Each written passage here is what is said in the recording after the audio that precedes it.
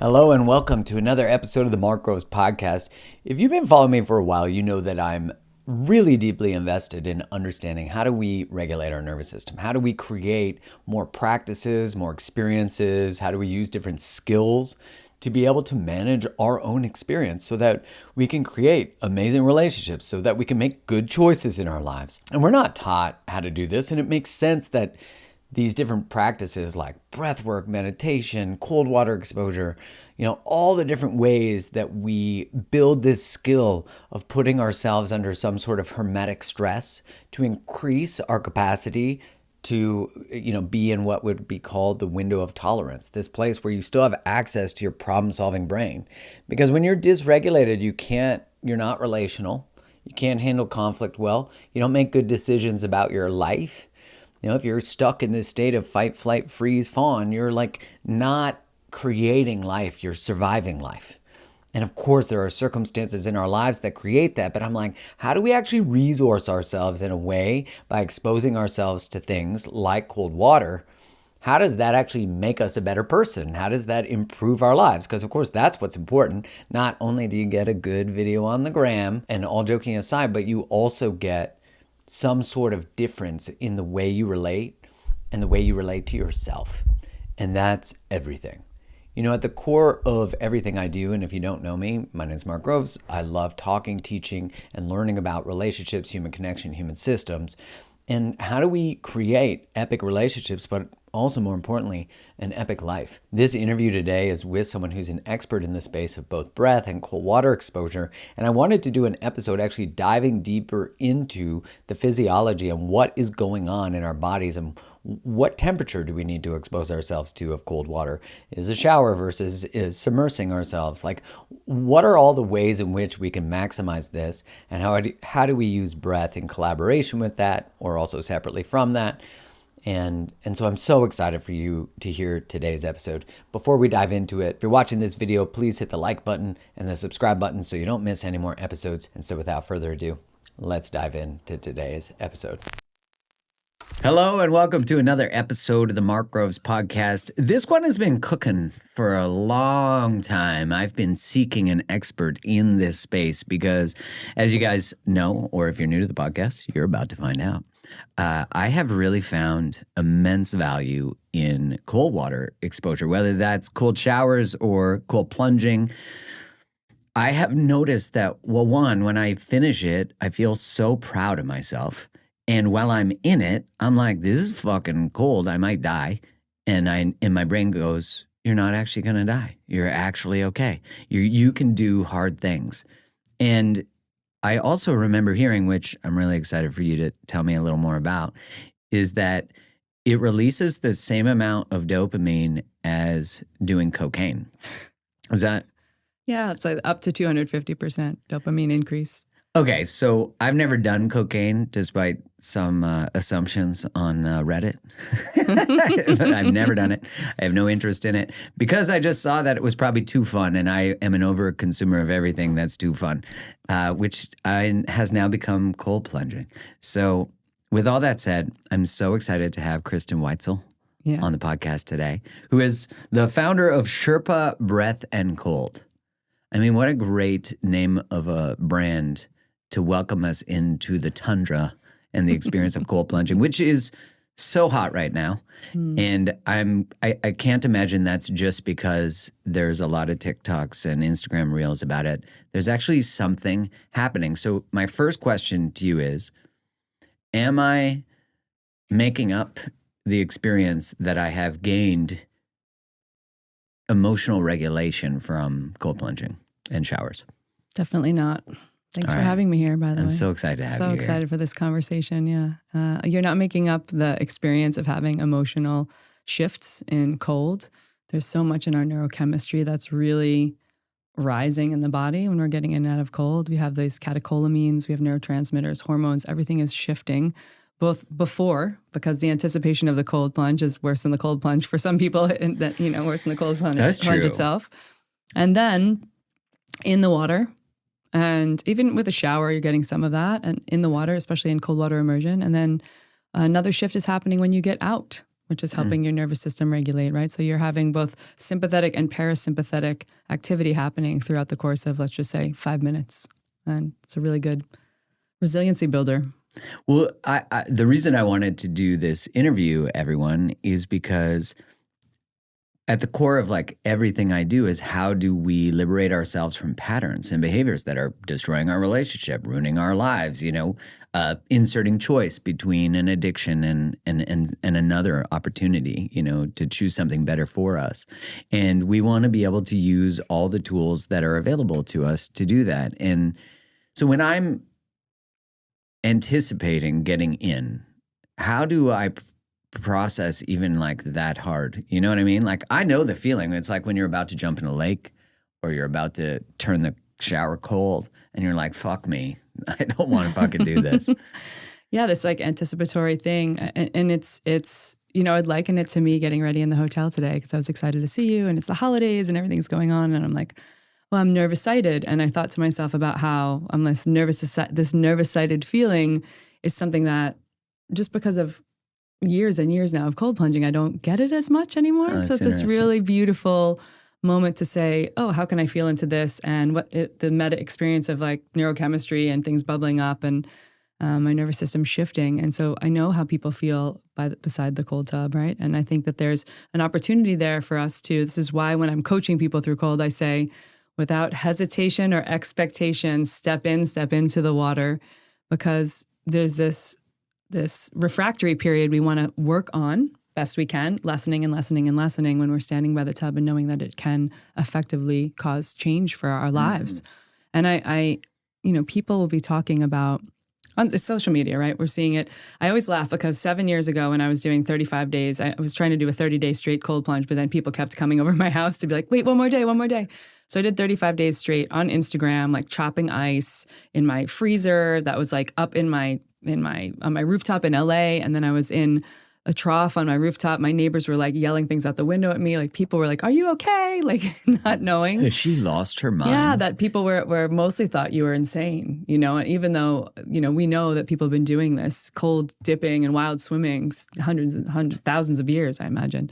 So starting with that process really got me to feel into what it was like to shift my state. And then now it's become so popularized. People have been doing it, especially there's a couple of men that have been doing it like 2 years straight, right? Every day in the cold. Really? 2 years straight? Yeah. I'd be fascinated to see how it affects their blood chemistry. Yeah. Yeah. And they don't always all share labs. Some of them will from time to time, but like Thomas Seeger shares a lot of it, like N of 1 lab work for himself, what he's doing around testosterone boosts and things that people we want to understand more, right? It takes science, quote unquote, or medicine, 20 years to catch up. They want all of this additional research.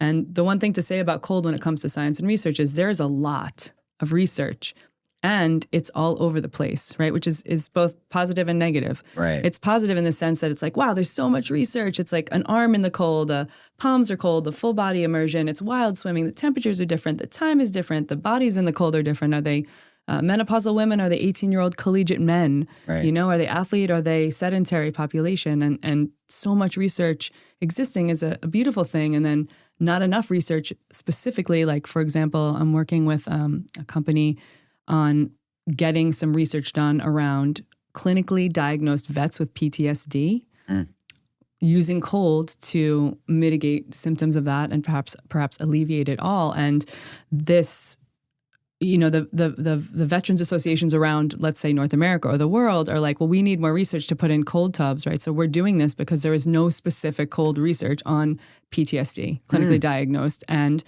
the response that happens if you have some protocol. So I developed a protocol we'll use in the research. Hopefully it will be positive outcomes. You never know.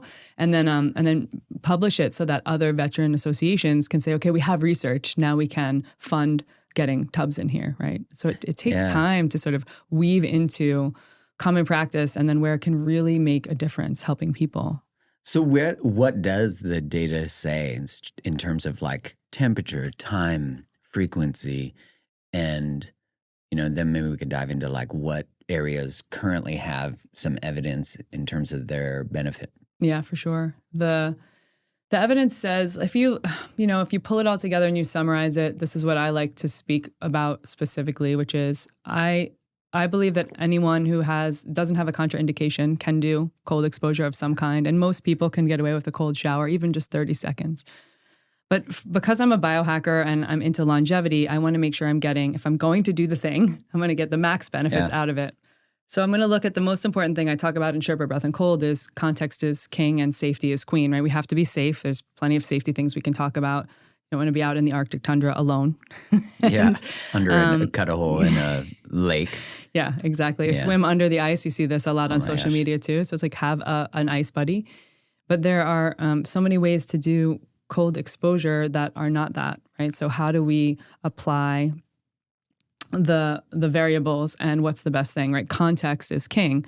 Someone who is, like I'm working with an Olympic skater right now who's pretty cold adapted because she's in cold tubs, but because she's skating on ice 4 or 5 hours a day. In like a little outfit. Leotard, yeah, totally. Yeah. And so that's a very different style of protocol or just like a plan or an exercise that I'm going to have her do than, let's say, someone who comes to me that's like a super heightened, stressed executive who's 100 pounds overweight, who's very sedentary. It's just a different protocol.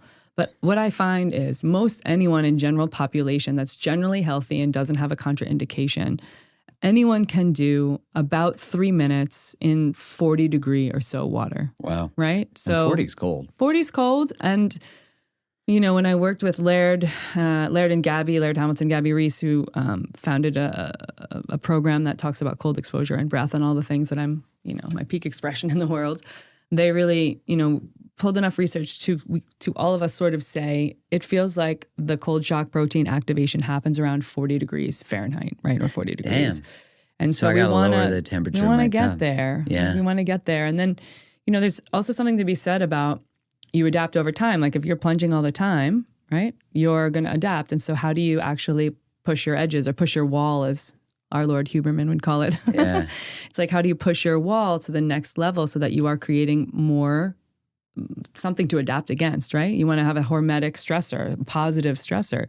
So you have to take the temperature down a little, make the time a little bit longer, right? And then the thing that no one really does, and I think about this when I think about the people who are plunging every day, is what do you do? Like reduce the level of cold that you're doing so that you can get your body to sort of fall off a little and readapt, right? That's like something this is why we do deload in the gym, right? We take deload weeks off so that we can recover a bit and then go back and readapt to some of those things. So, there's all these opportunities to play with the variables, but generally speaking, 3 minutes, 40 degrees. And again, like no one needs to crush their soul. I interviewed Dr. Stacy Sims, who's like a phenom researcher and triathlete who trains triathletes, and she puts the females that, like, this is where context is important. She puts her female swimmers into cold tubs in that 50 degree range. It's not that she doesn't want them to get longevity benefits or she doesn't think they can handle it, but like they're swimming in 50 to 55 degrees, right? So that she wants them to adapt and manage not having mammalian dive reflex when they're in a swim at 50 degrees, because the last thing you want when you're racing is for your natural body's mechanisms to slow your heart rate down because you're like trying to get to the end of the race, right? So it's so important when it comes to context. But for most people who are listening here, this is like a 3 minute, start at 45 if you want, and start for 2 minutes, great. But I'm a firm believer that yesterday in the hotel I saw a couple women when I did a cold plunge at the place that I'm staying here. A couple women sort of get in the cold and be like, woo! Yeah. And then just get right out. Yeah. And I'm a firm believer that we have more ability than that, and that we can learn life's lessons from that, right? Because we can talk all we want about metabolism today and science and all these things, but life's lessons, I really believe are a microcosm of life in the cold. Yeah, it's like on top of all the physiological benefits, you're also getting these psychological benefits of, as I said before, it's like I can do hard things. And then what that translates to is being able to take a deeper breath in a moment of a trigger, being able to actually, there's a saying that the opposite of trauma is choice. So it's like you're inserting more space. I always think of that. I think it's Viktor Frankl's quote, like between stimulus and response, there's a space. And in that space, I think you choose your life or change your life. And I think cold water exposure for me has really like extended that space on top of meditation, which the cold water exposure is a meditation. Oh, yeah. And so what are the physiological things that are happening when we get into the water? Yeah. So the first thing is we're having a nervous system response, right? Depending on how often you've done it or how bold or brave you are or how nervous you are, or sometimes people are like voluntold. It's like, we're going cold plunging, honey. Someone's like, damn it. So how do you feel at the side of the tub? That's going to, set a rise into your sympathetic nervous system. Now, most people who are listening to this show, I imagine, will have heard of Wim Hof, right? It's the guy that I've interviewed him. Yeah. So amazing. Such a quirky dude, right? I was like, what hole should people breathe out of? Like nose or mouth? He's like, I don't care the hole. Breathe out of your asshole. I was like, that was the quote of the interview. Yeah, that's amazing. So good. Yeah, so most people know him. A lot of us are sitting here, I think, because we watched his work over time and saw how beautiful, the shifts he had in his physiology, and also some of them feeling superhuman because he's done it for so long, right? This is a note and a nod to consistency is so important. But Wim, what he's known for is this sort of breath cadence before, where you're actually charging up your nervous system before you get in the water. And that is so that when you get in the water, because what happens is you step into the cold water and you have a sympathetic response. And isn't that amazing? Because that's our body and it's protecting us, and that's our brain and that's our breath thinking, okay, maybe this isn't something I should do, because it doesn't know we're deliberately stepping into the cold. So it's having a response to give us a little fight or flight to get out of the situation if it's dangerous. And while I totally, all respect and love what Wim's method is, that the one that he's known for the most, and I think it's beautiful and it totally works, it's not the way I start beginners out with their breath, because I firmly believe we want to get in the ice bath to get good at life. So I'm going to breathe people a little bit more calmly and parasympathetically next to the tub so that they can learn how to get back to that as quickly as possible after that shock reflex hits. Mm-hmm. So you step into the water and you have that shock reflex that hits you, and thankfully that happens. Yeah. And if it doesn't, you're either in cold water a lot of times or maybe feeling into how much you disassociate as a human is kind of a good thing to check in on, right? So you step into the water, you have this shock response, gasp reflex. Yeah. A lot of times that's where it's like, oh, fuck, whose idea was this? Get me out of here, whatever happens. And you sit in the water. And the number one thing I tell people who are new is just get to 30 seconds. Just get to 30 and mostly like 60 seconds. It's like get to that 30 to 60 second mark, because the most beautiful thing happens around there. And I call it the turnover. Some people I work with call it the bliss point. But it's this moment when physiologically your body is shunting the blood to the core. So it's shunting the blood to the core to protect your organs, to keep you warm where it counts. It's not worried about your arms and legs. It's like, we don't need those right now. Yeah. And you're getting tingles in your fingers and your toes, perhaps, most likely, many people do. Totally normal when that happens because of the blood movement in the system. And then you're at the same time realizing that you're doing this thing that you deliberately decided to do, or, with your friends, or people are cheering you on, or you have a song playing or whatever it is, but your mind is saying, wow, I'm doing the hard thing. I'm actually staying in, right? And we get to that 30 to 60 second mark. And if you're up to your neck, which is why I encourage people to get up to their neck or their cheeks even, then you have mammalian dive reflex. And so all of those things, the mammalian dive response and those two other things happening, they sort of have this moment of turnover, where if you're watching someone, and I say this as like a nerd speak too, because I've put at this point probably one-on-one over like 4,000 people in ice baths in my career. And so when you watch that many bodies over and over and over again, you can see the moment. It's almost this like, it's a crossover between like surrender and enlightenment. Like people's eyes get wider and they realize I'm doing the hard thing, and their heart rate is slowing down simultaneously, because when you get the neck and the cheeks in and the body temperature is in, when you're in cold water, the body's like, we need to slow the heart rate. It thinks perhaps you're underwater and it wants to slow the heart rate so you don't have to, you're conserving oxygen. Interesting. And so all of that is happening at one time. And in this minute mark, let's say around 60 seconds, you see people be like, and then settle. And then and you'll feel this if you sort of like tap into your awareness of your own body. And it's really beautiful. I've had people who are like, oh my God, I don't think I can do it. I don't know. And it's like 30 seconds, 40 seconds, 50 seconds, whatever. They get right towards that minute and they're like, can we do 5 minutes today? And you're like, what? How did this happen? But it's this like cacophony of things happening all at one time that sort of settle into the body and then your brain. And then you're like, oh, I'm just being in the water and I'm present and I'm tackling this. I'm doing this hard thing. Yeah. It's so amazing. It is so amazing, especially when you do. I've both experienced the moment you're talking about where you're like, oh, I'm not dead. This actually feels enlivening. Yeah. And now my standing beside the tub, there's an excitation, but also like, like this is going to be hard. And I always set my timer and with like 15 seconds to get in. And then I'm like, okay, we got to be in by the minute mark. Yeah. And it's amazing to just now look forward to it. Yeah. I hadn't done it in a while because I moved. And so when I finally got my plunge again, I was like, okay. And the first few times I started at 54, I think. And then I dropped it to 48. Then I dropped it to 44. I haven't dropped it to 40 though. I will now that I've heard this. I mean, pressure, no pressure. Yeah, right. Like, listen, you challenged me. Okay, fuck, let's go. What is the mammalian dive reflex? Yeah, I mean, it's set up in our physiology so that we, if we were like pushed underwater, comes from, perhaps we would say when we lived underwater, or just it comes in our physiology. If we're pushed underwater, scuba divers navigate this quite a bit if they're doing cold dives, like in dry suits. But it is something that's set up for us to slow our heart rate and utilize oxygen more slowly so that we can stay underwater longer, and like have a chance to survive. Like the body is so complex and so smart and so much faster and smarter at navigating what needs to happen than our brains are. Does that make sense?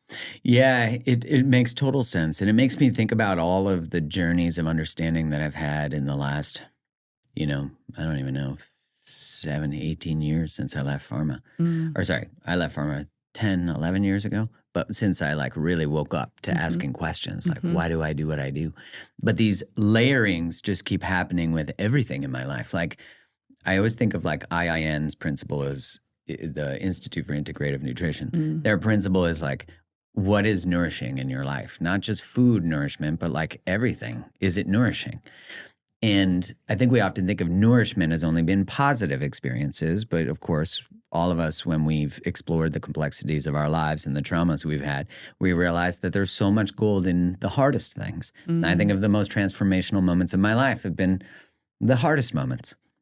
Not that joy or excitation or all those things haven't been amazing, or orgasms as I look back upon my life, but it's that there is something profound about experiencing the depths of one's own heart. And then being able to say, as my son said when we landed on the plane, he was previously kind of scared of flying for a couple flights. He said, we made it. And I always think like now how beautiful, it makes me emotional to think about it, because I think all of us get to say, we made it. Yeah. And it makes me think about just like how I'm discovering, like, what food am I putting in my body? Is it whole? And that's, like the program, the Whole30 was kind of like this revolutionary, but it was really saying like, eat food that isn't put through machines and smashed into bars and all that kind of stuff, where the ingredients are original things. That's so obvious. And now I'm pretty excited about Maha, because it's, at least, regardless of people's opinions about all the politics, why is it partisan to think, let's bring profound health to every human on the planet, and let's explore where are these industries, ag, food, pharma, all of it, tech, how are they fucking with us? And how are they putting profit ahead of, like, we need to take back choice? And cold plunging allows, or showers or whatever, allow us this opportunity to be really discerning and to be able to say, like, what do I want my days to compose of? And I would argue that very predictive of your day is your start to your day. I am curious, though, is cold water exposure best at the beginning of the day, or is there like a timing thing? Yeah, I think, well, for men seem to be able to like tolerate early morning and higher frequency, like daily plunges, better than women. And I say that not because we're not fabulously and powerful females, but because if we go in with dysregulated hormones, because our hormone fluctuation is so different. My friend, Dr. Kayla Osterhoff, always says, we're 4 different people over the month. And I'm like, I'm 30 different people over the month, But our hormone fluctuation is so different than the male 24-hour hormone cycle and all of that it's just a nice I'm more conservative on women plunging harder, longer, faster every single day. I think we can get the job done very consistently 3 to 4 times a week. Again, consistent is so important. And I really I'm a fan of morning cold plunges. For me, it's really like, well, what's conducive to the logistics of my day? And my favorite time of day, if you ask me, is I love to do like a just like sun setting cold plunge. And then when I get out, have a shiver response, have like 30, 40 minutes to like cook some dinner, cut some veggies, chop some things up while I'm like, my hunger's really building. And then to like eat this amazing dinner when I'm starving and my metabolism is fired and all of that. So I just sort of love that unwinding into the evening. When I had a cold plunge at my house before the apartment I'm in now, that's just how I would do it, most days of the week. I've heard it does help for sleep regulation if you do it like 2 to 3 hours before bedtime. Yeah. Not too close because of the excitation. But yeah, because you have parasympathetic rebound. Yeah, so what happens after I get out? What's going on in my physiology? So we get in, we regulate ourselves, hopefully with some breath or a coach or friends or something. And then we get out and we have this beautiful cascade of a parasympathetic rebound. So oxytocin and other neurochemicals in the brain are like being released. And it's sort of the cascade of all of the norepinephrine and dopamine, everything that's happening, right? Serotonin that we're getting from the tub. And we feel joyful and we feel like we can express and maybe we feel emotional and we have, it's the body's mechanism is saying, just what happened with your son. We made it. Right, yeah. We made it. We lived. We survived this cold thing that we didn't really understand that we were deliberately doing, So it's putting those bliss chemicals into the body. This is why I used to have these like high-powered producers, $1 million movie budgets on LA come over, very stoic, and they'd get in an ice bath and then they'd get out of the ice tub and within a minute or so, they'd be like singing Lion King or like just this whole, and you get to see, this is Mark, what's so incredible. And I think sort of leads into a lot of the conversation about how these are healing practices. You get to see people in their most uninhibited, like 10-year-old self when they get out of the cold plunge. There's just, we come into this world as, beautiful souls. And I think that we have massive capacity for greatness. And this, I'm a part of this process as well. We go through our lives, we layer these constructs and what people's other people are telling us, society, environment, all the negative self-talk, all the heartache, everything that we have, we layer it on us with these constructs. And then we're kind of walking around carrying this suit of armor. And I think that the cold cuts right through that, like faster than anything. I've done a lot of biohacking, a lot of health optimization, and I always some fails, but for the most part, a lot of great things. And there are no two modalities like me putting breath and cold together that just create effective, efficient, drastic change in people's lives. And not just their lives, but what they think about themselves, which isn't that the most important thing? And isn't with all the work that you're doing, that's the thing. I'm coming off of the a little of this because I got choked up at the table when we first met, but I'm coming off of the most challenging emotional 18 months of my life. And without cold and without breath and without an understanding of the nervous system, I would not have been able to navigate it at all. I mean, at all, because it was just profound that I was like, oh, I work in nervous system. I'm a nervous system DJ in breath and cold. I'm fine. I never had anxiety in my life. And then it's like a January of this past year. And I'm like, what is this feeling that's happening to my body? I don't understand this. And it was such a compassion driver for me to be like, I'm coaching people all the time and I understand they have anxiety and understand, but you don't really understand until you really get hit with it in a way that you're like, oh, this is what it is. And it's the silver lining, right? You talked about the positives, the joys, the excitement, all we learn from, but we learn from the biggest challenges that we face so much more profoundly, whether we want to own that or not. Yeah. We don't want it to happen. But then when those things happen, we learn. I've never been so emotionally tapped into other people, so compassionate. And I just, for especially for your audience, these practices, I say these practices because you can't really do cold without breath, at least one where you're like, but these practices and being in the cold, it's the most massive pattern interrupt. And there were days that I was like, how do I get off the couch, out of the bed, stop crying? And to have a pattern interrupt like that, it's beautiful, right? It's like shifting your state. It's giving you neurochemistry to back it up. And as we're talking about like pharma and ag and tech and all of that, I just interviewed this woman, Nicole Gibson. She's quite a visionary. We talked a lot about the body and how the nervous system and the fascial tissue. It's like I interview all these, just like you, like I interview all these crazy, beautiful, amazing humans, but like a gross anatomist and like a tech person who's working on nervous system tracking. And you put all these things together, you start to see like our nervous system, it's like every 200th of a millisecond, it is tracking some emotion, some state. Right? So it's like, oh, a stimulus happens. Okay, it's this. It's happening every 200 milliseconds.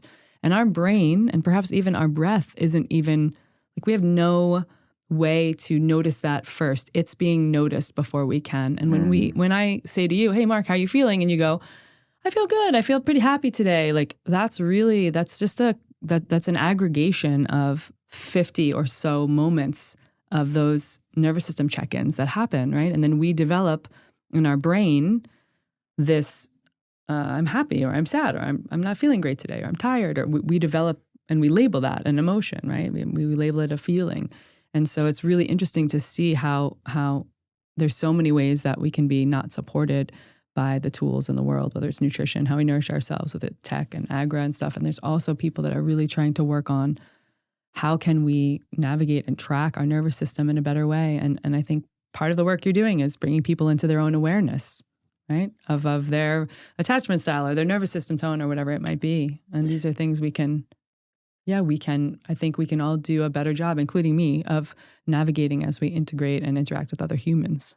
Yeah, it was so fascinating for me to be able to track like glucose response and then HRV and the impact on all of those from cold water and then dietary, all of it. And seeing that my glucose spikes when I get into, not just really substantially, but it goes up when I get into cold water. And it'll be interesting to see over time because I haven't worn a CGM in a little bit, but I'm going to put one on again right after Christmas. Yeah. Because I'm going to have those dinners. I don't need to be seeing it. But I mainly eat more of like a keto style of eating. Yeah. So it'll be really fascinating to see how as I regulate my nervous system and it doesn't code it as an emergency or like that I'll get better at regulating, which I've thought a lot about this. I'm actually in talks with a friend of mine who works at UNLV about doing a study on the impact of social media checking on glucose regulation. Because I actually was thinking that checking it over time, trolls, comments, dealing with all that stuff is probably on some level dumping a lot of glucose consistently and maybe like a slow killer for creators. I don't know. It's been like an interesting, because when I left social media, that's what I was really exploring is like I got an email that was about something, I forget, like legal. Yeah. And I remember I had a CGM on and I'm like, oh, damn. And then I was hanging out helping my in-laws with their horse, putting him away, and the horse did like some sort of buck thing, and I'm like, not a cowboy. So I was not qualified to operate a horse at that level. But I checked a couple hours, and about an hour later, I was fasting. I checked my glucose, and it was around the same as when I got the email. And I was like, wow, like our body can't differentiate these two things. What are we doing to our bodies with all these experiences, and how important it is to learn what does it feel like to be heightened, and then to experience that 1 minute in, like, so I have access. Totally. And what you said about like when you get out and your body's like shivering and what is happening to the body in that process. And I do want to talk about the post-breakup stuff, but like what happens in the body in the process of getting out? Like what is going on physiologically that is magical to healing?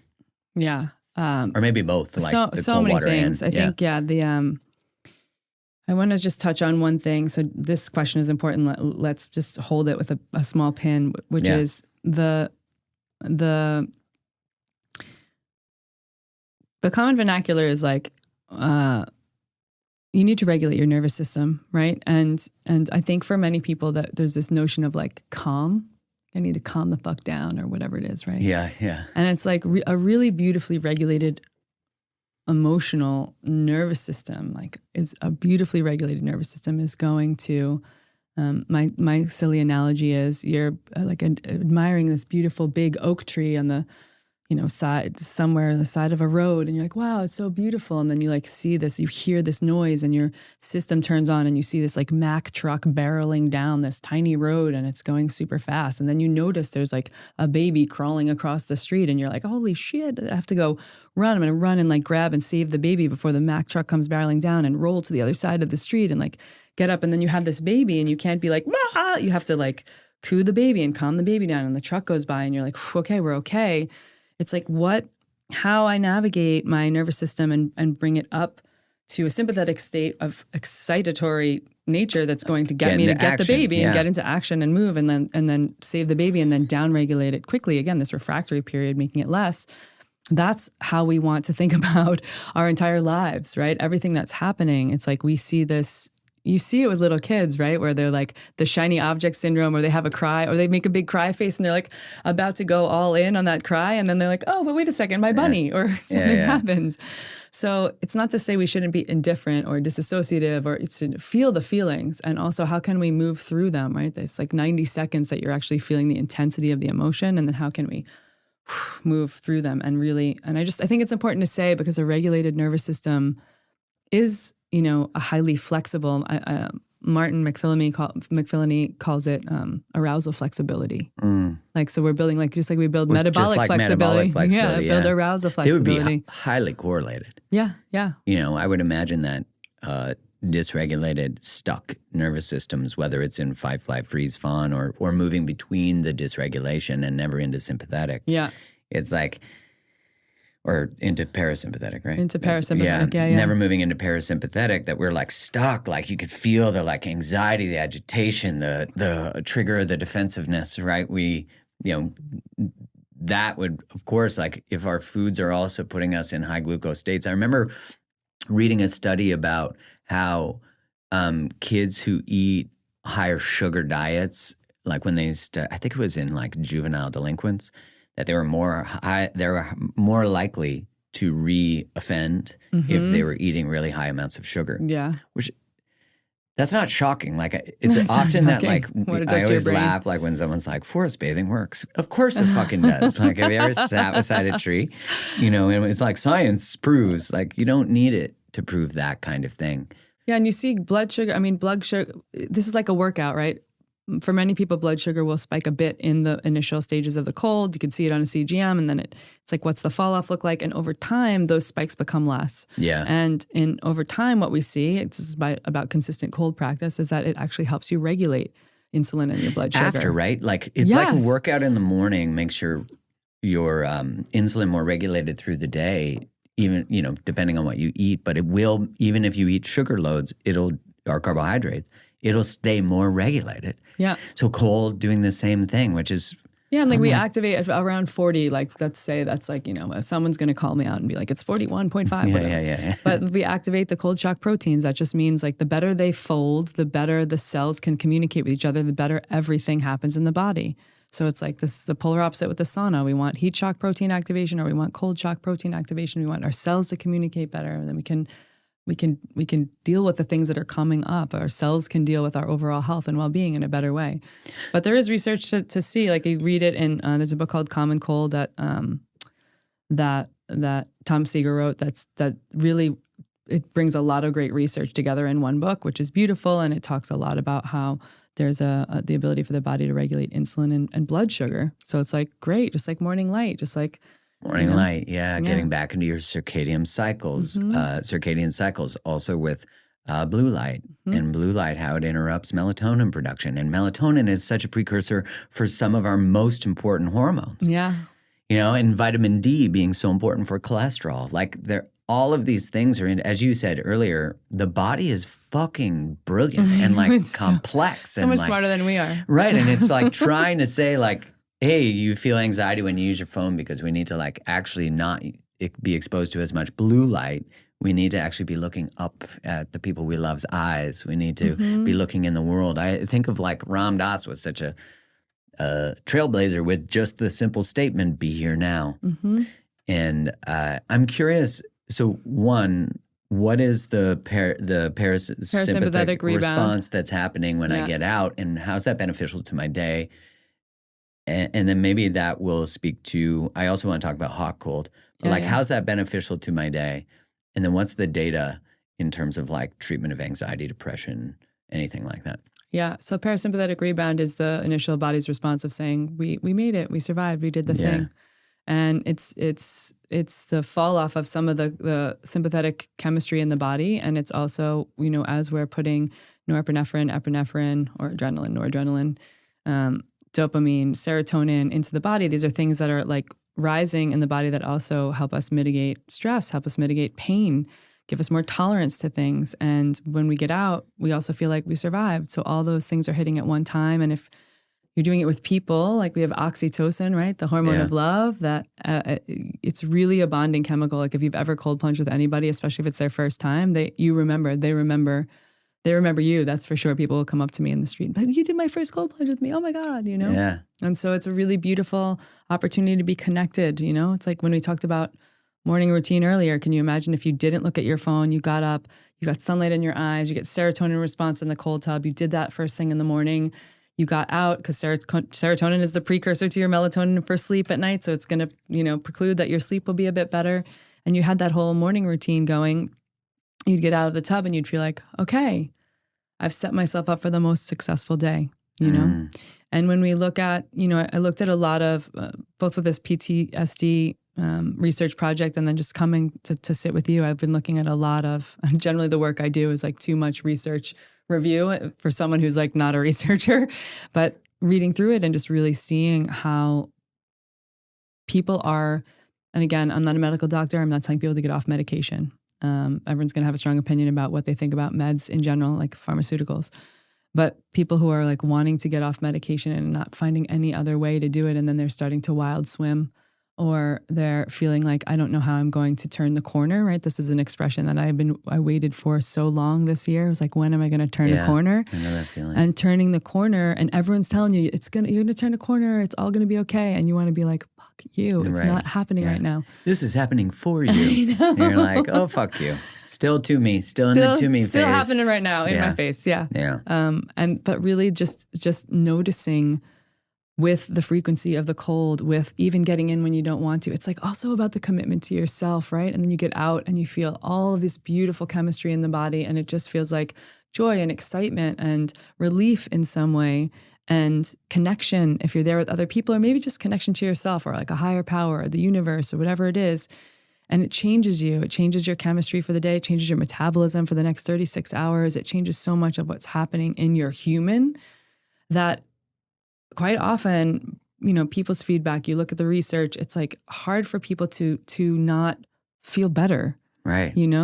Coming off of, look, whether we want to talk about like big T, little t trauma, or whether it's like, sadness or depression or anxiety, or there's lots of, terminology we can talk about. It is undeniable when you look across all of the science that there are 100% mood boosting benefits. And this is why when people are like, how much brown fat did you make on your last ice bath? And I'm like, I don't actually give a shit, because for me, the game changer here is getting people better at life, getting people to step into their human, the best version of their human, and getting people to navigate the hardest times of their life by practicing something. Because the divorce is going to come. Perhaps, right? Or the bad phone call, or you're going to get fired, or whatever shows up. And if we're sitting around on our comfy couch, drinking Starbucks, waiting for it to happen, then it's going to hit really hard. Yeah, if we don't have the tools. If we don't have the tools, and we don't have the practice, and we're not building resiliency, and we're not like, for me, the other thing in cold, and I know that, like, listen, there's so much about what I do right now and the emotionality of it. We know in the science there's so many mood boosting and state shifting capacity of these hormones and these neurotransmitters, full stop. Right. And so much of when I get in the cold myself, when I work with clients, it's like, I think in that moment, every plunge for me, I say, what's the lesson that the ice is teaching me today? It's the moment that in the throes of my day, or the excitement or the joy or the sadness or whatever's coming up for me, I get into the cold and I can get the answer to where I'm literally at. Like, oh, you're being really, and I'll say it out loud. If I'm alone, I'll say it out loud to myself sometimes. You're being really hard on yourself. Oh, you haven't celebrated any wins lately. Like, things will come out of my body and my mouth or into my psyche that are like, where did that come from? It's just like, It's a telling The walls time. are dropped Yeah. through the cold, which Yeah. is like HIIT training Yeah. and then doing personal work. Yeah, It like yeah. crushes you because you don't have the energy to pretend anymore. Yeah. Or Yeah. wow. Yeah, when you were talking about your breakup, and serendipitously, we found ourselves at a dinner together with a bunch of mutual friends in Austin, which of course happens in Austin. It's like the new LA, except maybe less woke. I don't know. Mostly woke. I have a friend down there who's like, we're mostly woke. Yeah, it's close. It's maybe a healthy version or diversity of it. And yeah, you know, it's when I went through the breakup with Kylie, I'd already created my breakup course before that. But when I was immersed back in that, I had forgotten how deeply painful. Like I hadn't forgotten, but I hadn't touched it. Mm-hmm. And then all of a sudden it was like I added stuff to the course because it was from this more empathic, like I'm actually in this now.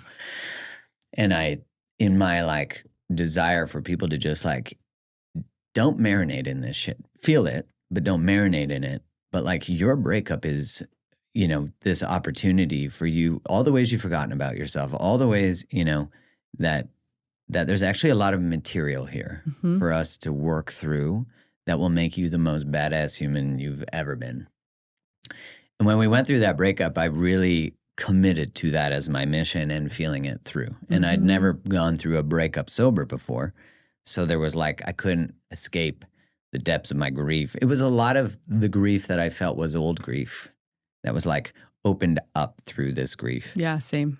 Yeah, and that's why I think when like the grief or sadness or something doesn't match necessarily, not that adult relationships can't be deeply, you know, the losses can't be traumatic on some level. But it's like when there's like a really heightened, we're like thrown to the depths, then it's usually just like, and maybe the relationship pattern itself is born from never having processed that fully.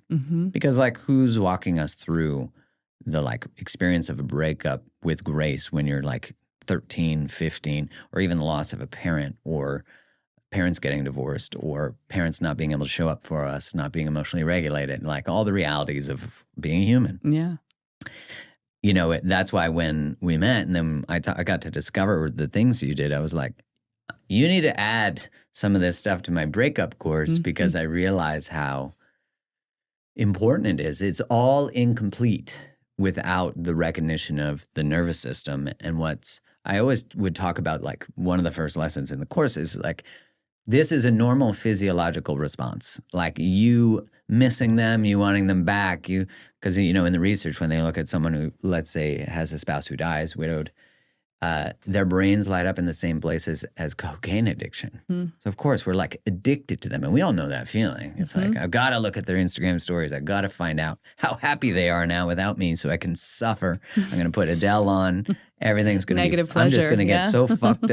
Now you understand masochism. Everything's like, my friend said to me once that we listen to sad music to remind us that other people are sad too.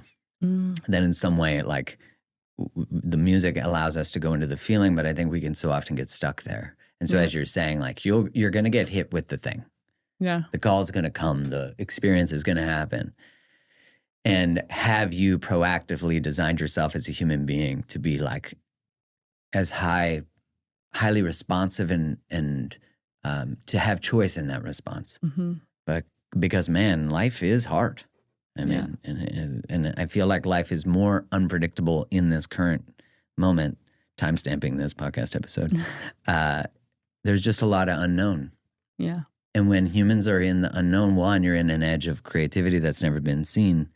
But the other side is that it's very easy to just be stuck in sympathetic because we're like hypervigilant. And who, after COVID and like the constant immersion of fear. Oh my gosh. And told that healthy people are dangerous and that your person who disagrees with you politically or medically is a threat to your survival. I mean, the amount of psychological destruction that has occurred, in my opinion, at the hands of people who were in charge of the messaging, which I think is by design to try to influence behavior to choose a product. I get it. But we're all the ones left to clean up the pieces of that. For sure. The mess. It was just like 6 weeks in COVID that I was like, I'm not going to go to my rooftop to get in the cold. For 6 weeks, like for me, that's a long time. And I was like, I woke up one morning, I don't even know what changed. I was like, why am I, it's my roof. My like neighbors are watching or like air. What? Yeah. Like just, it was so weren't allowed weird. To surf. Yeah, no, I was like in California, which was really I was out sprinting in the streets in front of my house and people were giving me people were like saying things to me or yelling at me or just acting all sorts of ways. Like, what are you doing outside? And I was like, I'm alone sprinting in the streets trying to get some kind of fitness and fresh air. Like, it just didn't make sense for me. You know, it was a hard time. And I think for so many of us, for everybody, you know, no matter a perspective or that's hard on everybody. And I think when we're building tools like you're talking about, you are slammed with the necessary part of being in the moment. And like when you're cold, doing anything with the cold. Mm-hmm.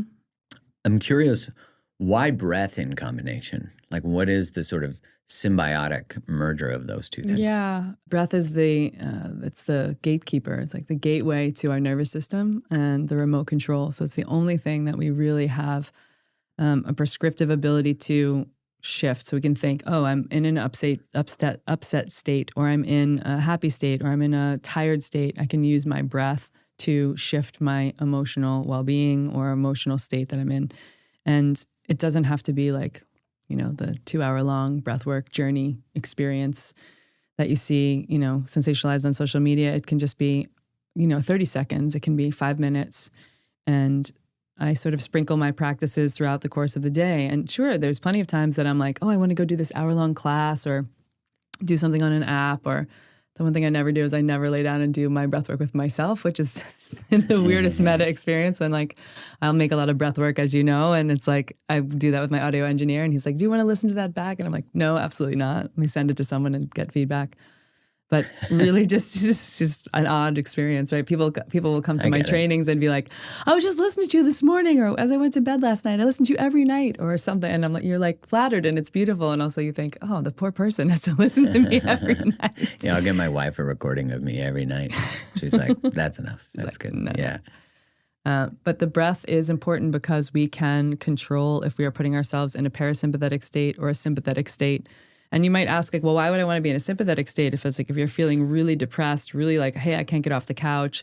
The weather's really terrible outside. You didn't get a lot of good sleep. Maybe you're having the 3 o'clock slump, right? It doesn't have to be a whole big dramatic thing. It could just be that you're at work like, oh, I don't want to have another cup of coffee, right? I'm going to do a little upregulating breath work, right? Putting ourselves in a more sympathetic state, getting us into, you know, like we talked about nervous system regulation, and it's not a bad place to be and fight when you're going to lift, you know, 100 pounds on a barbell or something, you know, it's not a bad place to be when you're like, I have 2 more hours of work to get through, to give yourself a little bit of a fight response so that you're like, I'm in flow, I'm focused, I'm ready, I'm leaning in. So there's so many ways you can use breath to just give yourself the dose of state change that you need. And that's why I love it. And then also practicing, you know, 80% of our day, just as a loose percentage, is a good idea to be in a parasympathetic state, right? To be practicing nasal breathing when we're not talking, and nasal breathing because that's where we mostly sit in parasympathetic mode in the body, nervous system. It's where we get the most oxygenation. You know, there's all this stuff about nasal breathing online. So I'm not telling them to tape their mouth closed for the rest of their lives, but just nasal breathing calmly and checking in. Like anyone who's listening to this, who's like going through it, even if you know, I have my clients set a really beautiful little alarm on their phone that goes off once a day for a couple of weeks. And I just say beautiful alarm because you don't want it to be like, wah, wah, wah, stressor. Yeah. But put on your favorite song or something, have it go off at noon every day, and just take 1 minute at that time to say, what hole am I breathing out of? You know, my nose or my mouth, as far as I know, that's all we got. But or whim. Who knows, or whim. Or your a-hole. Yeah. So it's like, am I breathing through my nose or my mouth? What am I doing right now? How am I feeling? And how are those 3 things potentially correlated? You know, and when it goes off, different times of day, you start to forget, and then you're in different modes of life, and then you can maybe just bring some awareness to how you're breathing, how you're feeling, and what's happening in that moment, and that starts to make us more aware as humans. And then if you have time, you can put in 5 minutes of breath there. You know, my brother-in-law just told me, as software tech sales, these beautiful 2 owners of this company, 4 times a day, they schedule in, as if you're not on a plane or in some high pressured meeting, everyone in the company gets on for 5 minutes 4 times a day. And the guy is like, box breath, let's go. 4 box. Like, and he's just coaching one of 3 or 4 different things. And that's all they need. And my brother-in-law to say that to me, doing this for years and years. And, you know, your family sometimes is like, okay, breath work or whatever, biohacking. Okay, there's Sherpa. And saying this is changing how I feel in the middle of my day. And it's just that simple, right? We can calm our state. We can move through emotional dysregulation, which, I'm certainly have a heightened awareness of how quickly we can and sometimes need to shift. When I wake up feeling one way, or have a moment or a bad phone call, or some friend says, hey, did you see this thing that's going on with your ex or whatever? And then I have a client call in 20 minutes. Like, how do I move through that? How do I move through that so that I can navigate the waters the best possible way? Yeah, you need to find some regulation so you can plan the boundary that you're about to set with your friend for telling you something about your ex. Totally. Yeah. Which I think about that activation, that you're getting into an activated state to mobilize and set a boundary. Yeah. And then actually through the experience of the boundary, you're actually creating regulation. Although you might be dysregulated in the setting of it and then the post-relationship impact, there is actually a path to regulation that's occurring, because what you're saying to yourself when you set a boundary is, I got me. Yeah. And in my experience, the most regulating thing in the world is knowing that when you are presented with a choice of a behavior, a person, a way of being, if you actually have choice, you will experience regulation. Mm-hmm. It's when we have an absence of ability to choose the direction of our lives. Much like post-breakup, we can experience so much anxiety because there's a future that we thought that is no longer existing, so we're mourning that. And then there's a future that we're creating that we often are like, love will never be possible, and how I ever find it again, or I'm discarded, or whatever, I'm invaluable, whatever it is, which I'm like, all of that is so important to bring forward so that we can actually own the story we want to create, which I think it's so, the standing beside the tub or in the shower about to hit cold is so metaphorical. Mm-hmm. For sure. And it's like, who are you in there, right? Yeah. This is like, you had Peter Crone on the show. I listened to that episode like 3 times. For anyone who's listening, go back and listen to that episode. Yeah. and just he really talks about, he was like saying, the person that you're like, oh, I lost that person that I was, because when I was with my ex, I was all of these things and I loved that. And it's like, that's you. That's your good shit. Like, it's there. They're just a mechanism. You have to find it. Yeah, you have to find it. And like, when I get in the cold, I also have realizations, and when I'm doing breath work, I have realizations about who I am, or that I'm okay, or like, at the very least, even if the choice is between the kryptonite and the thing that's a healthy choice, when you make that healthy choice, because it's hard to make the healthy choice and have the boundary choice. Agreed. When you make that choice, and the stimulus and response thing, man, it's like, I want to pick up that phone and do the thing and say the thing and have this, or have the tantrum, or whatever. Take it back, whatever. And it's like, take 5. It's like take 5. Yep. And do some breath work and see where you net out at the end. I have some of my clients do this little glucose regulation protocol, which is one of the breathwork protocols that's in the track that I sent you. That is like, hey, I want to go dive into the ice cream cake, but how do I stop the moment of the craving or the addiction to that thing? And again, I'm all about people having a treat from time to time. It's like, I'm not into punishing people, but taking the pause and having 2 or 3 minutes of this breathwork pattern to then say, excuse me, bless you. Yeah. Taking 2 or 3 minutes of the breathwork pattern to then say, okay, do I want to eat the whole cake or the whole thing, or just have a little, or I'm really, actually, I'm just thirsty, or whatever else is, or emotional, or whatever. Yeah, I'm dysregulated. Or for me, sugar was such a coping mechanism for being with difficult feelings, not feeling attended to, whatever it might be, not attending to myself really at the end of the day. And so when I took it away, it was like, and I always think of if you, in order to accommodate a choice or a relationship, have to develop the belief that you're not powerful, then you will need an addiction to numb the pain of the recognition that you have sold your shit out. Mm-hmm. And I always think of that, of everything, phones included, are an escape from the recognition that you are a fucking badass. And again, it's not to harp on this, y'all, but I'm harping. It's when you get into that cold water and you get done, you feel insanely incredible. You're holy and powerful, fuck. And where have I been? I think sometimes you feel where have I been? I'm here, I'm back. I've got my back. I'm whole. It's For anyone who's listening who hasn't been in cold water, it's probably like, what? This is just a cold shower. It's just an ice bath, but it is so much more. It is a microcosm of your whole life. You know, climbers say the give up is the give up on the wall. Like wherever you're climbing and you're like, oh, fuck, I can't do this. I can't get this hook. I can't do this specific climbing move, whatever it is. I'm not a climber, obviously, but they're like, the give up is the give up, right? So like when you're stuck, you're problem solving. It's a similar thing. Like when you're giving up on the cold, you're giving up in the same moment that you like might give up on yourself or your life. It's where your stopping point is. So you have to move to the next place, right? Or get in the cold for the first time to see and understand who you holistically and really are. Because there's nowhere else you can be. There's nowhere else you can be. That's it. All your bullshit, you know? It has to, because you're so shocked into the moment. That's what I was saying, like, your walls have to come down. And then, like, when you ask yourself, like, what's being revealed to me? Yeah.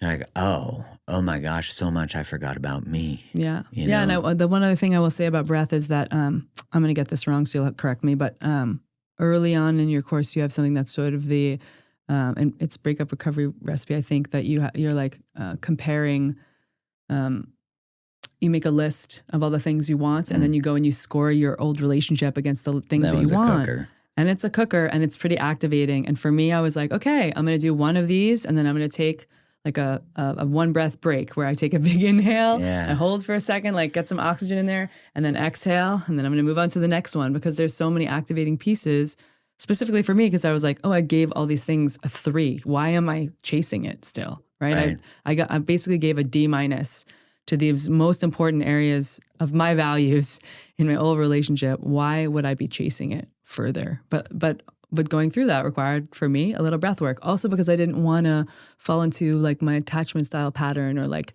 be ruminate too much about it, or even to shame yourself for settling. Like we learn settling.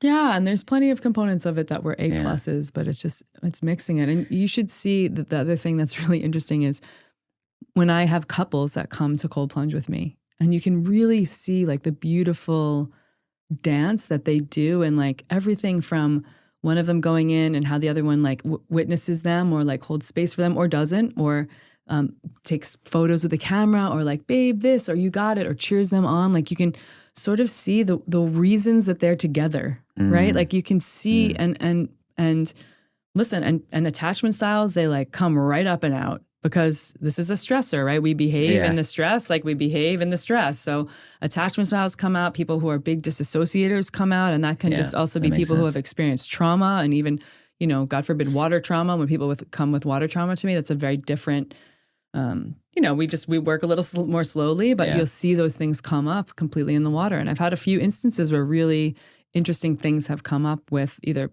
how people respond to stress or their breath pattern, and that could have felt unsafe, right? This is why it's important to work with a coach sometimes, or why it can be so just more holistic to work with a coach, because I take it upon myself, not every time, but quite often I take it upon myself as a part of my responsibility coaching people through breath and cold, that if something I see comes up in their nervous system and their behavior, and many people say things in the cold that they do not remember, let's be clear, right? If I see something and there's a flag in my head to be like, I really want to tell this person, I always kind of think like, is this kind? Is it going to land the right way? Is this person already beating themselves up about something?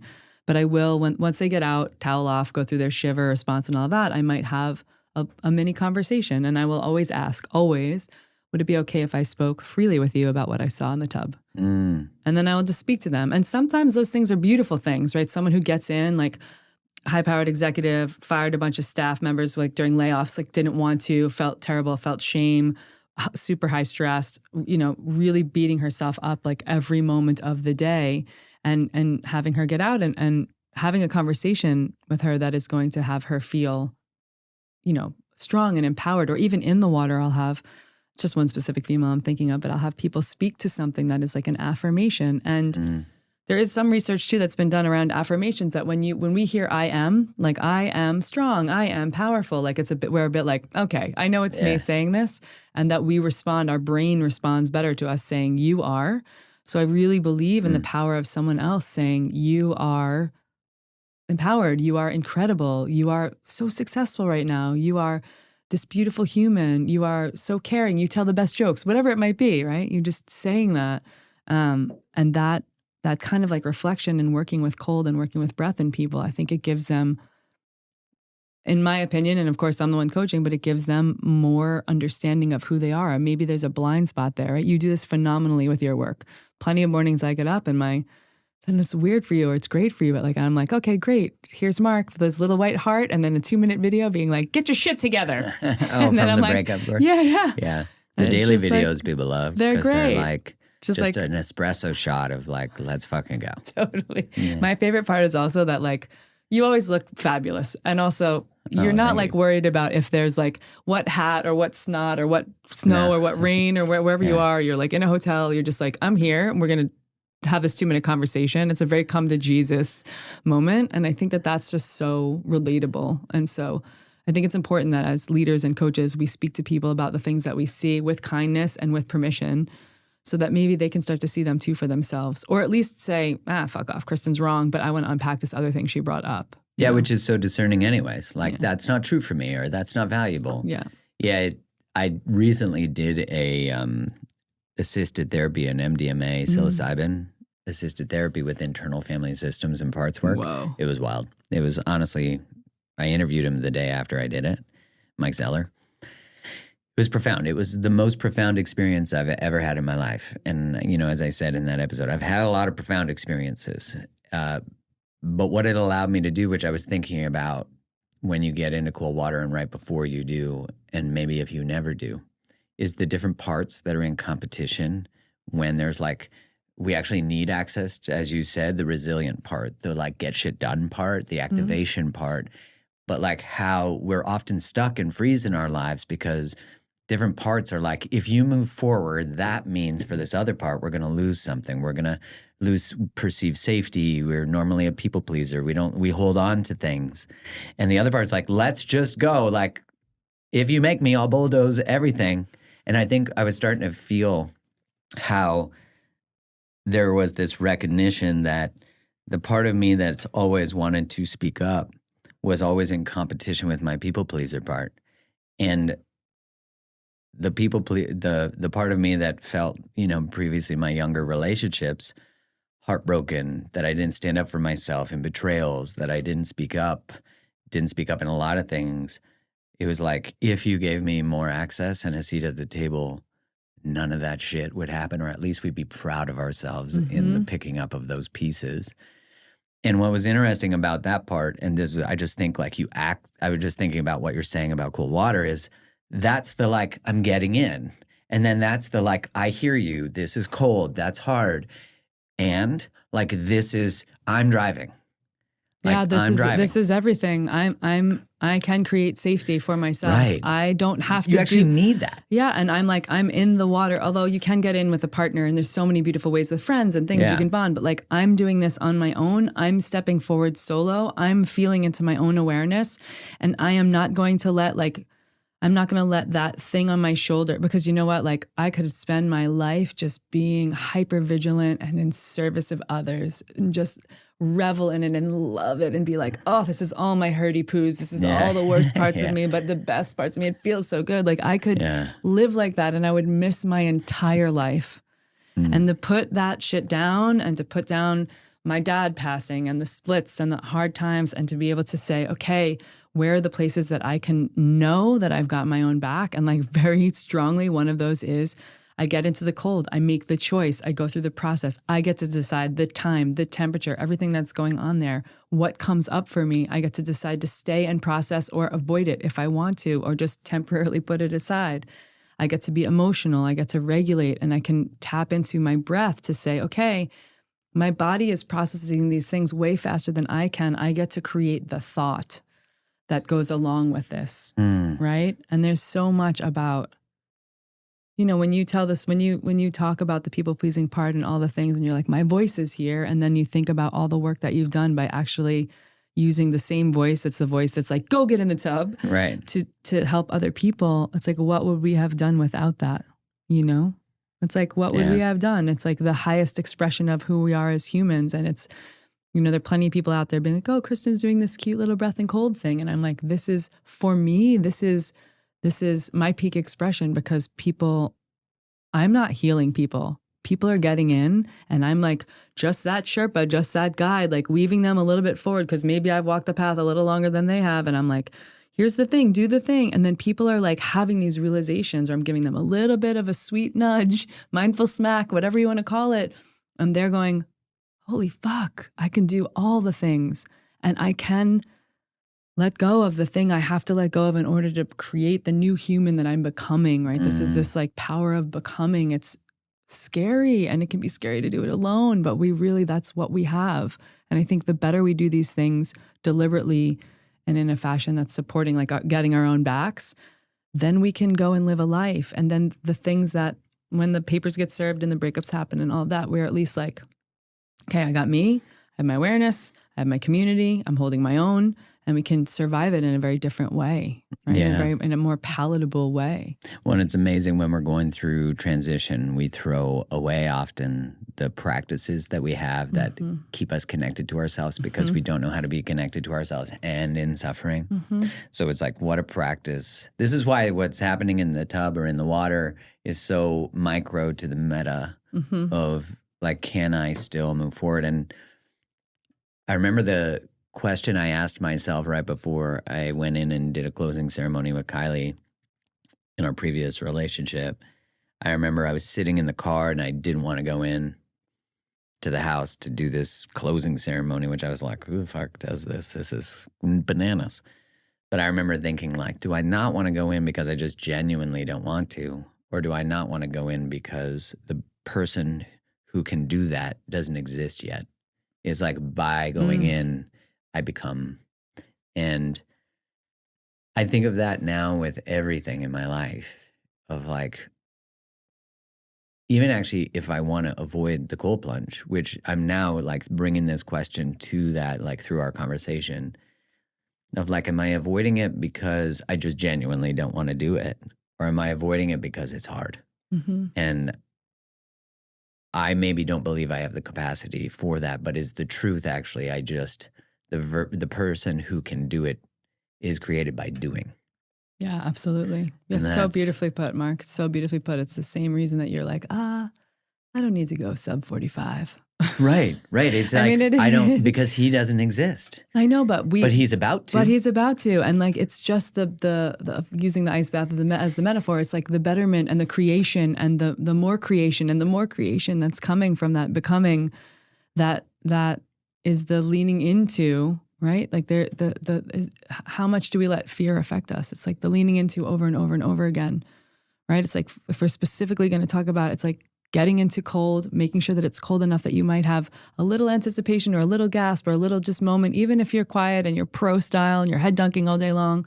And then that you get out and you let your body have this cascade of a shiver, because a lot of times we get so adapted, and this is how you'll be able to tell too, if you're like becoming at the rate with which Mark Groves wants to be becoming, which is, how do I get out of the tub and do I have a shiver response? Am I getting enough of a shiver response? But it's not that I'm like convulsing, or I'm not hypothermic, obviously, but a little shiver response to send the signal to my cell to change, to get better, to create more longevity, to have better mechanism of action around metabolism and mood and everything. And so if you look at that tiny microcosm and you look at everything you're saying, that's what it is. It's just a little step forward, right? It's a small steps forward hermetically, this just enough stretch that we're not like, oh my God, I imploded. I mean, sometimes we're like, oh, that was too far.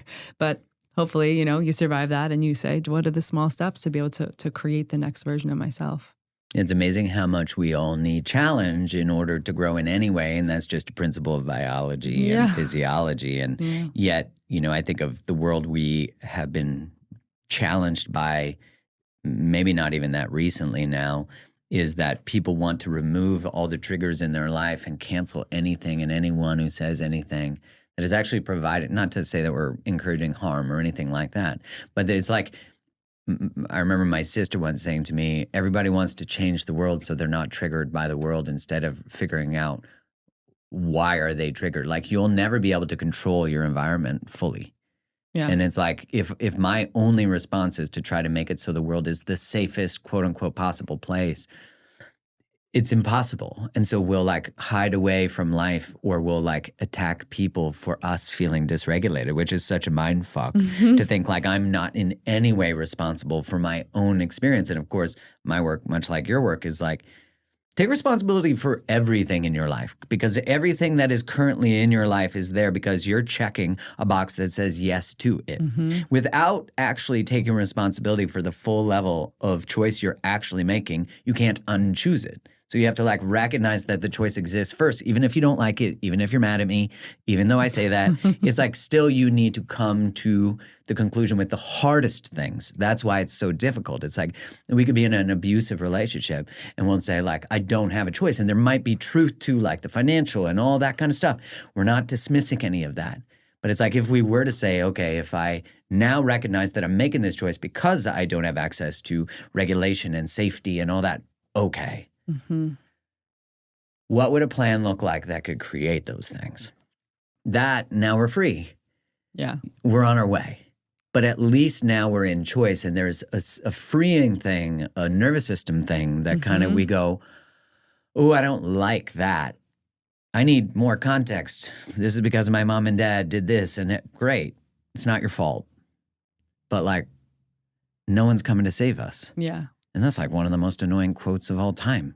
Like, no one's coming to save you. Yeah, like, but everything you're saying, it's like, and everyone who's listening, it's like, it's not your fault. It's really not your fault. It's never your fault. It's like your parents. Oh, there's so many things, many things, and you'll find them when when you're like, I need a reason. It can't be me.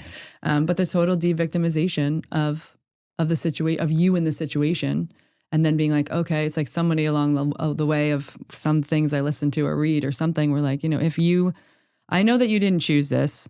But if you were to have chosen it, why do you think that would be coming up? Right. Why do you think it would be in your frame right now? Just let's play a game, right? And there's some real potent answers that lie in those arenas. And I think, no one is coming to save us. And also, we have to have ourselves. Yeah, and so much of the template of whatever creates our relationship dynamics and the choices of what we believe is acceptable in our lives, that's context. Yeah, that's important. It's like, oh, that's because my mom and dad, da-da-da-da-da. And that, I think what often is missing in the complexity of choices we make in our lives is the compassion for that you could be a victim of something, yet you got to take responsibility for what you're going to do with it. And we think that if I'm taking responsibility, it means it's victim blaming. And I would say, actually, no, it's actually the bridge to the transformation. And I think it's often dismissed through the statement victim blaming, that there is a possibility and that in somehow or some way removes the compassion that is required to move across that bridge. We like live in such a binary culture. It's like you're either this or you're that. You're either da-da-da-da. And it's like, nah, humanity is so much more complex than you're pro-life, you're not. You're pro-vax, you're not. You're pro-Trump, you're pro-Kamala, you're pro-whatever, or anti. It's like, no, humanity is so much more complex. And I think when we give ourselves the grace of that by sitting in the tub, which is kind of wild to think about, that like nuances formulated through being with all that stuff. Yeah, and I don't know how you were when you are, maybe this gets to it in your book, I haven't gotten to that spot yet, but how you were specifically around the breakup and navigating it. But I feel like there are many, many people, and even people I work with, it's like rumination and trying to think their way through it. Yeah. And so I think this is where breath and cold come really to the forefront, because it's like, sometimes you hear this from people too. Sometimes they're like, I just need to go to sleep so I can stop thinking about it, thinking about the thing, the act, the death, the loss, the grief, whatever it might be. And the new person even, right? The obsessing over the first date that you had, that you're like, oh, we're already going to be married. You already know it. You don't even know them. But that the powerful pause of the breath. And if the breath isn't going to get you there, trust me, when you get into cold, you already know. You're like, okay, bridge. I'm here. Right. The bridge. I'm here. Yeah. Yeah. Wow. So appreciate you. You came for breath and cold, and ta-da, it's actually about everything else. Yeah. Really appreciate the work that you do. Thanks. And thank you for giving your gifts in the experience of the breakup course with cold water exposure and breath work. I did both of them and I was like, wow, okay, this is perfect. Yeah. Because as I said, it's incomplete without. So where can people go find more of you? Yeah. SherpaBreathandCold.com. My Insta handle is biohacking.breath.cold, all things there. And then, in the new year, I have a nervous system rehab course coming out, which is a mini course that's really focused on anxiety and heartache. And heartache, I say, because your heart's not broken, it's working. Right. That's why you feel the way you feel. And it's a good reminder of the thing that you always said, which is you can hold both the pain and the possibility.